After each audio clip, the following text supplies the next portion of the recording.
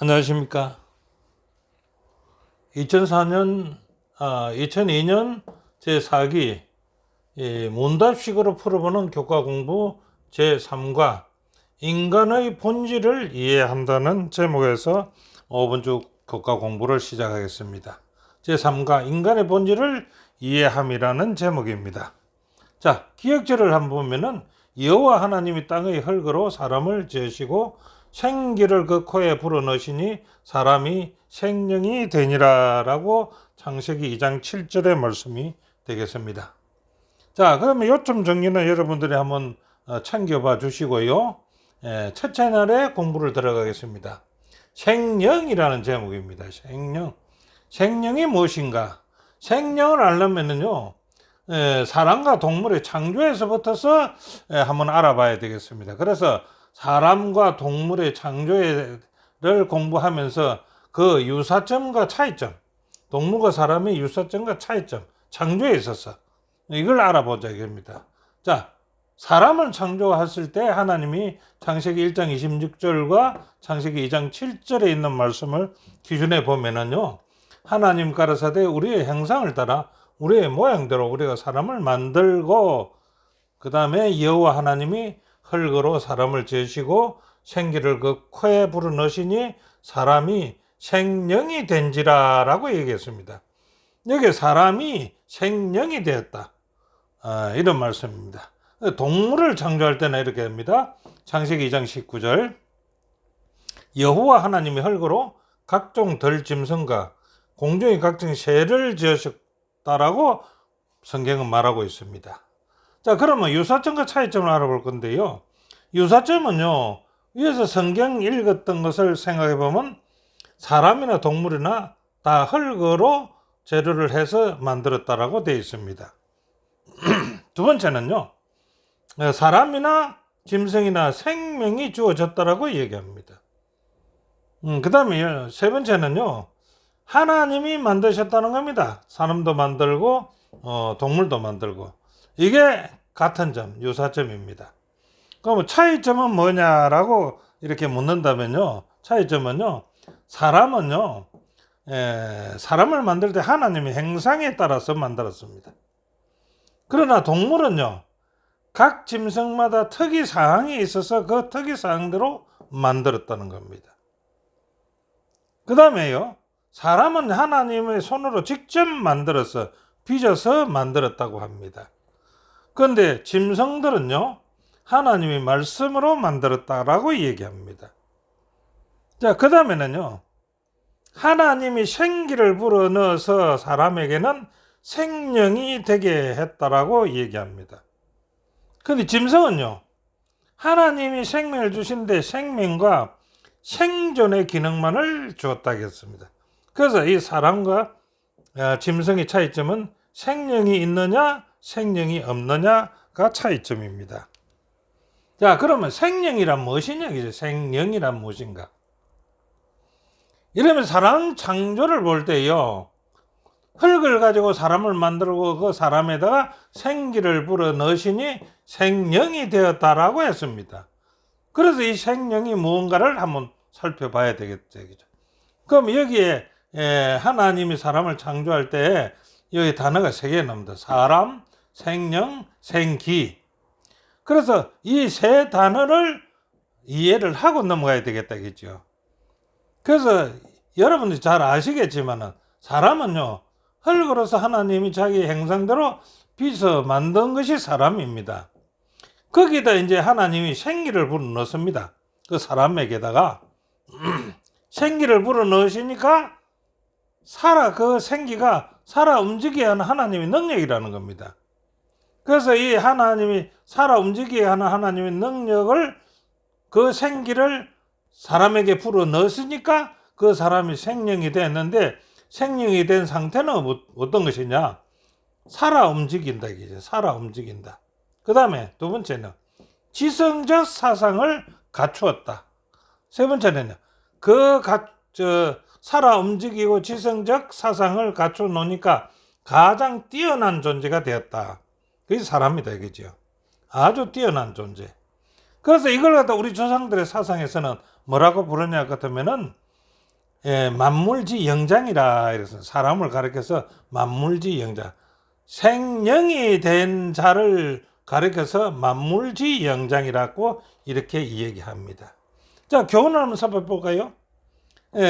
교훈은 저자가 우리에게 꼭 주고자 하는 말씀이거든요. 하나님께서 흙으로 사람을 빚으신 후에 그 속에 생기를 불어 넣으시자 생명이 되었다라고 했습니다. 사람은 전인적인 존재로서 몸과 분리되어 별도로 존재하는 영혼은 없이 전인적 존재가 됐다. 영과 혼은 한 가지다 이거지요. 하나가 되었다 그런 뜻입니다. 둘째 날은요, 범죄하는 그 영혼은 죽으리라는 거예요. 범죄하는 영혼, 그것이 우리 로마서 5장 12절에 있는 말씀이 되죠. 한 사람으로 말미암아 죄가 세상에 들어오고 죄로 말미암아 사망이 들어왔나니 이와 같이 모든 사람이 죄를 지었으므로 사망이 모든 사람에게 이르러 왔다. 이렇게 사도 바울은 이야기합니다. 그러면 사망은 죽음 아닙니까? 그런데 이제 여기서는 죽음에 대한 성경적 두 가지 중요한 개념을 한번 살펴보자 이겁니다.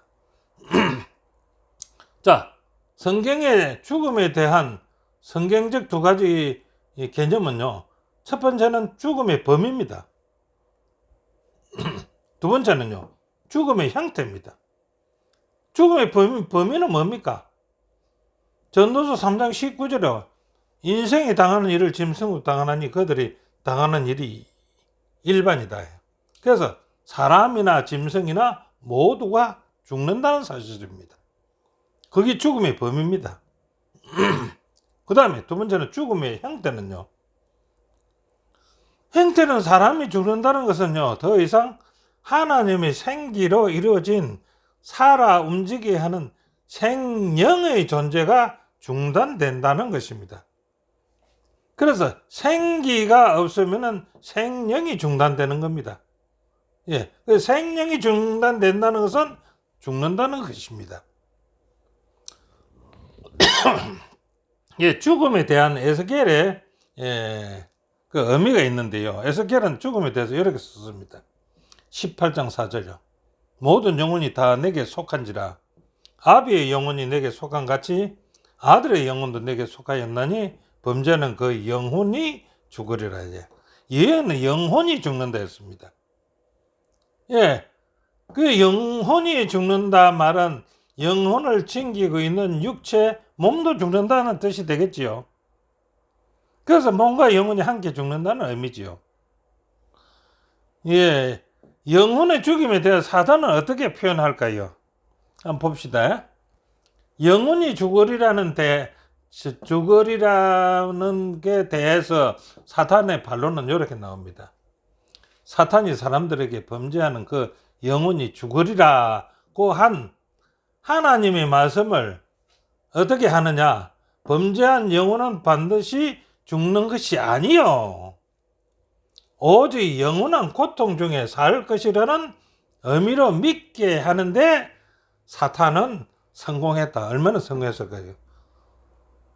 세계적으로는 모르겠습니다. 우리나라로 봐서는 99%는 전부 다 사탄, 영혼은 반드시 죽는 것이 아니라고 하는 그 말에 동조할 겁니다. 그래서 성공했다는 겁니다. 거기 살아남은 이들 388페이지에 있는 말씀이고요.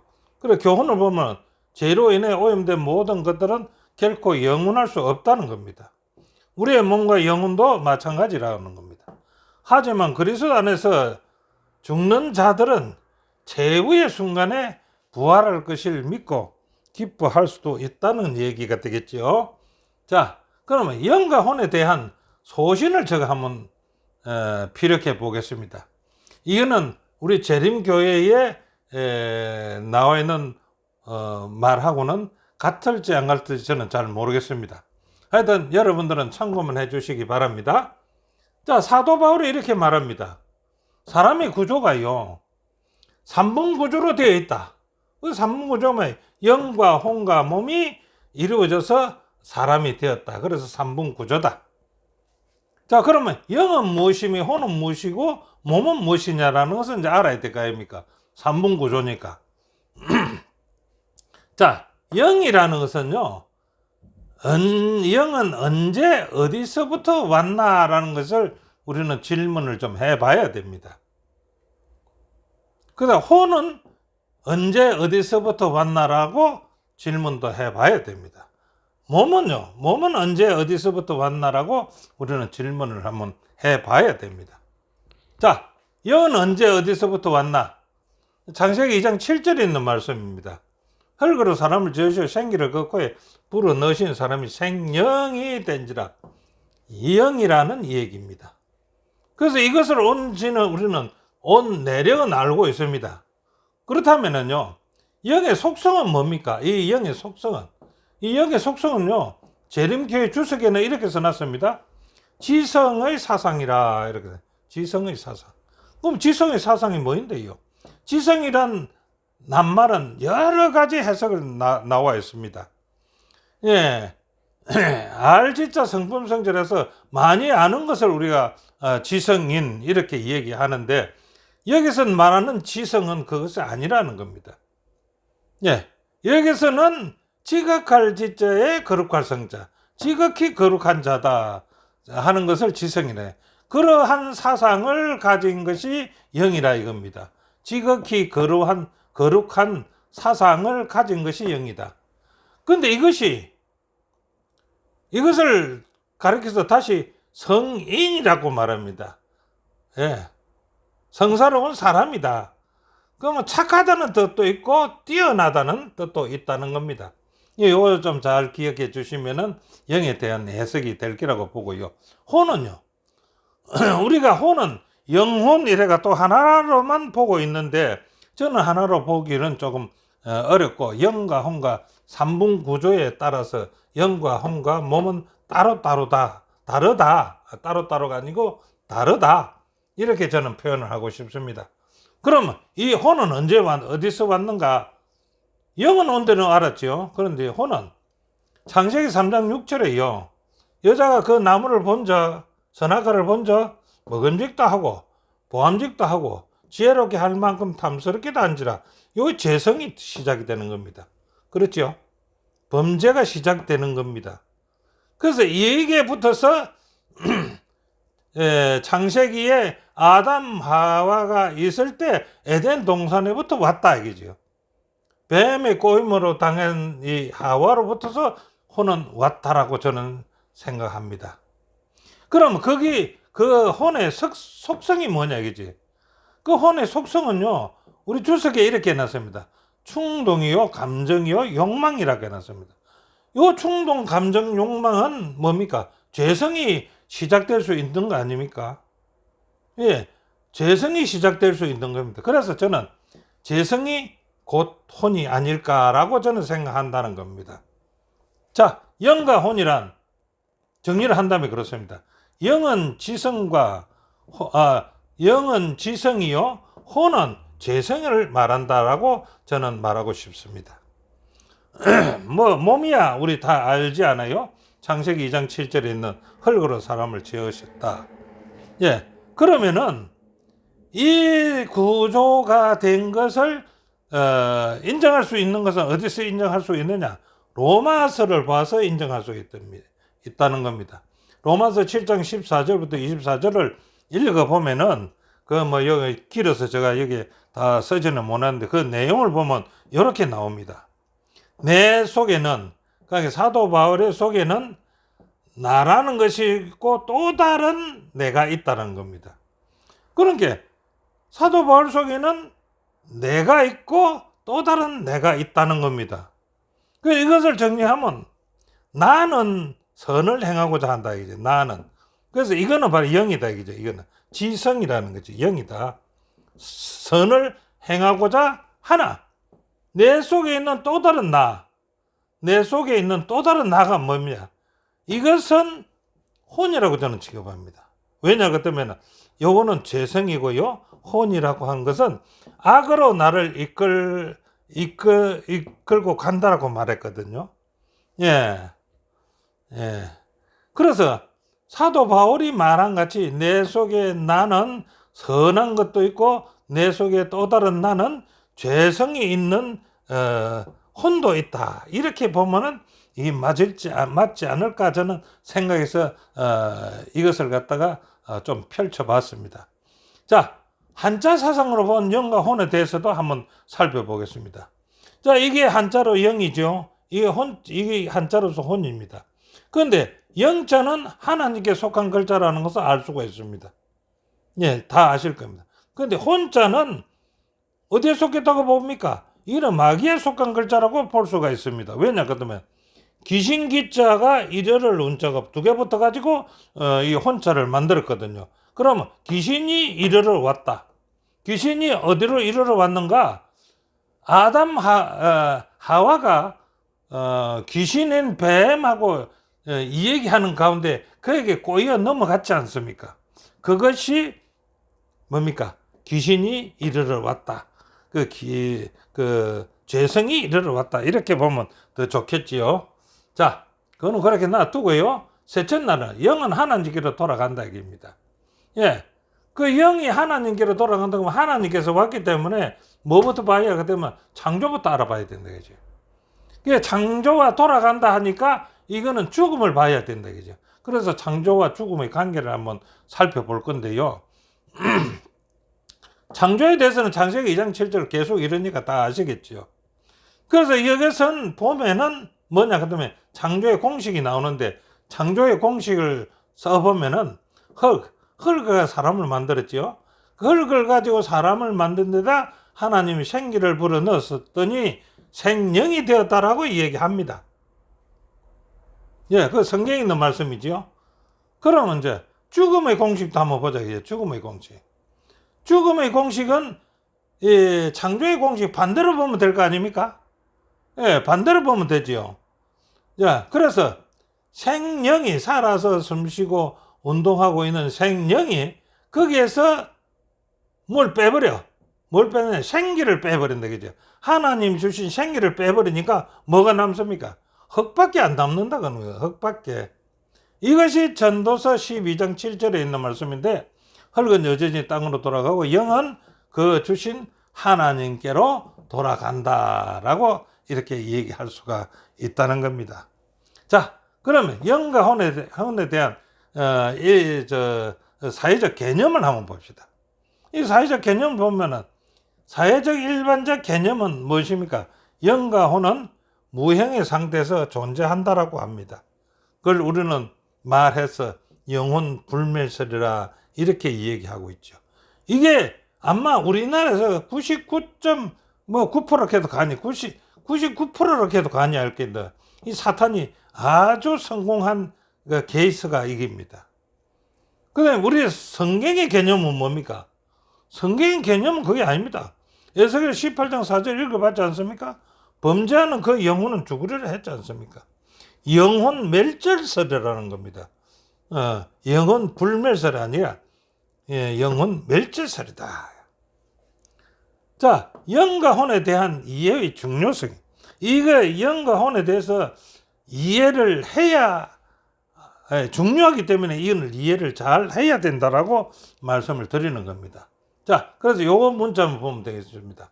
우리는 죽은 자의 상태를 확실히 이해하지 못하면은 큰 시험을 당하게 될 것입니다. 자, 어떤 시험을 당할 것인지 한번 볼까요? 초기 문적 262페이지에 있는 말씀이 됩니다. 성도들은요, 죽은 자의 상태에 대하여 확실히 이해해야 한다. 예, 영과 혼에 대해서 확실히 이해해야 한다. 왜 그런가? 죽은 자들의 모습이 나타나가지고 영혼이 죽었다 했는데 그 죽은 자들의 영혼이 전혀 자기들은 죽지 않았다 해가지고 그것이 나타나가지고 온갖 능력을 행사해서 사람들의 지지를 얻으려 할 것이며 그들의 주장을 뒷받침하기 위하여서 뭘 하느냐 하면 이적을 행하기도 할 것이다. 알겠죠? 자, 하나님 백성들은 이런 이적을 보는 그런 경우에 대응하기 위해서는 하나님의 진리로 완전히 준비해야 한다라고 말합니다. 이런 문제들이 대두될 때 그것은 마귀의 영이며 죽은 자는 아무것도 모르는 상태에 있다는 것을 우리는 정확하게 알아야 할 것이다. 이게. 그러지 않으면 저 능력과 이적을 행하는데 홀랑 넘어간다 이겁니다. 그래서 그 넘어가지 않으려면은 이걸 잘 영과 혼에 대해서 공부 잘 해야 된다 이겁니다. 자, 저자는 교훈에서 죽음은 생명체로 존재하기를 멈추는 것이다 이랬어요. 그렇기 때문에 하나님께서 허락하신 생명의 호흡은 죽음 즉시 하나님께로 돌아간다라고 우리에게 교훈을 줍니다.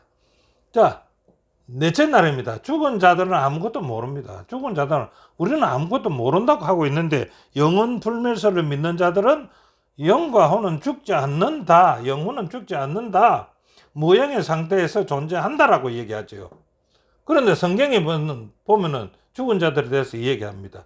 욥기 3장 11절부터 13절을 보면은 내가 평안히 누워서 자고 쉬었을 것인데 내가 왜 이런 고생을 하느냐 이렇게 얘기합니다. 그러면서 한탄하기를 내가 엄마의 뱃속에 나왔을 때 죽었으면 좋겠는데 죽지 못해서 이렇구나. 그 다음에 내가 엄마 뱃속에서 나왔더라도 어떤 잘못으로 말미암아 내가 죽었으면은 이렇게 고생하지 않고 누워서 편안히 쉬고 있을 거 아니가. 이렇게 이제 한탄을 하는 겁니다. 그 다음에 10편 115편 17절은요. 죽은 자가 여호와를 찬양을 하지 못한다고 했습니다. 당연하지요. 영혼이 죽어버렸기 때문에, 육신도 죽어버렸기 때문에 찬양하지 못한다는 겁니다. 10편 146편 4절에는요. 그 호흡이 끊어지면 흙으로 돌아가서 당일에 그 도모가 소멸된다. 그래서 당일에 아무 일도 못하는 처지가 된다라고 얘기합니다. 전도서 9장 5절에는요.